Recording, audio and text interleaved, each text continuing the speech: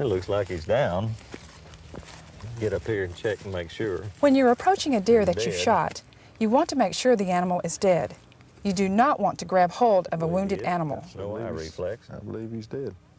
Once you've determined that it's dead, tag the deer to make it a legal kill. After properly filling out the tag, you can attach it to the leg of the animal, or you may have to save the head of the deer for proof of sex. So it makes sense to attach the tag to the ear or antlers.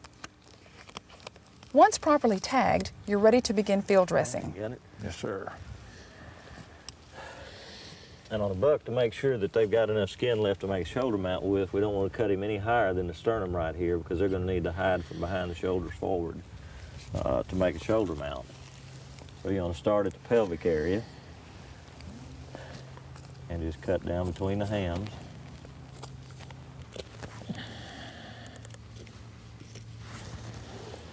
Get to where you can make an incision and come right up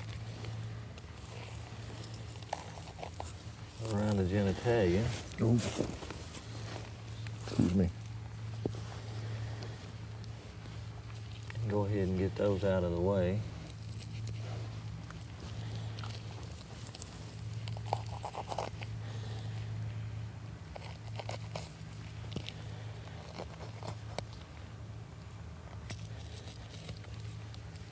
And you just take those off and discard them.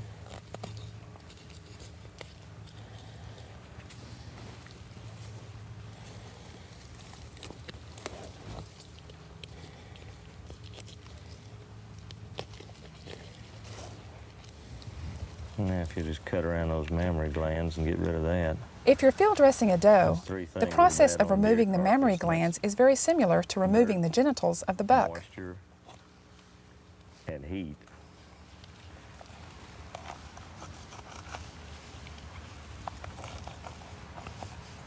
There you go.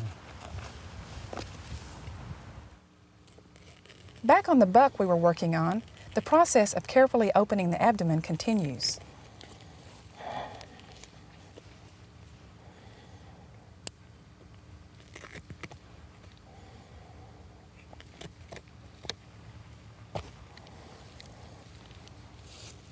Something to keep in mind as you watch this is that each year many hunters severely cut themselves or a fellow hunter while field dressing. A few tips to remember include: make sure you have a good hold on the knife, keep the blade pointed away from you and others, and cut away from your body. Take your time and let your partner know what you're doing to avoid accidents. Take it up the sternum. Now then, I'll go ahead and stop there. Since it's a buck, if it were going to be mounted, you wouldn't want to cut any further up than that. But to get the intestines or the lungs and the heart out, you're going to have to cut around the diaphragm and reach up in to get them out. You can cut it on up to about here and stop.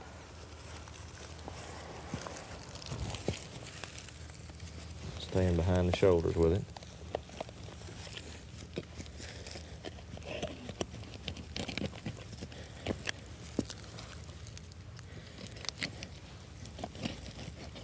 There you go. That's plenty far. Well, it leaves enough hide for the taxidermist.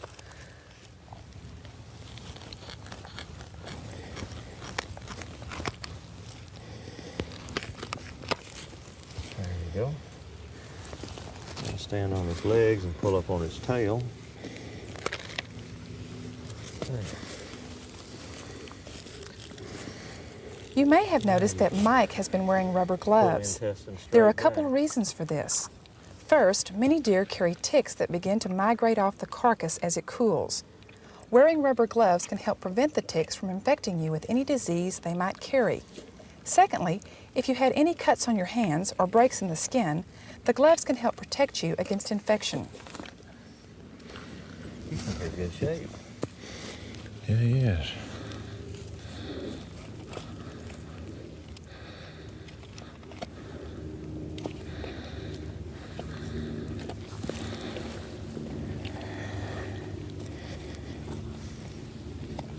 Be sure you get all the intestine out. Okay, next thing I want to do is pick him up and drain him. Get all that blood out of there so it doesn't dry on the meat.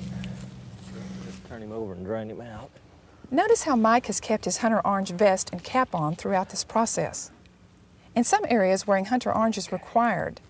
But even where it's not required, keeping your hunter orange on while field dressing is an excellent idea so that you're not mistaken for game.